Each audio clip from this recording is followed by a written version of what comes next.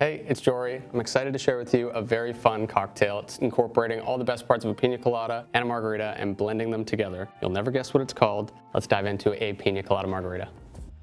We're gonna start with 1 ounce of cream of coconut, followed by an ounce of pineapple juice. Then we're gonna add half an ounce of lime juice. Then we're gonna add half an ounce of triple sec. And an ounce and a half of Teremana Blanco tequila. We're gonna add 4 frozen pineapple chunks just to get that texture that we want. And then we're gonna top it up with some ice and blend it. All right, let's make some noise. I think that's good. All right, we're gonna pour this directly into the glass.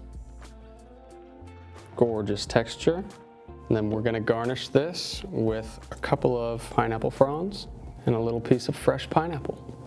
And then we have the Piña Colada Margarita. This is sunshine in a glass. It's citrusy, it's sweet. It's got just the right amount of tequila. I think you're gonna love it. Definitely give it a try. Cheers. And of course, as always, you can grab your Teremana tequila and your triple sec at your local BCL.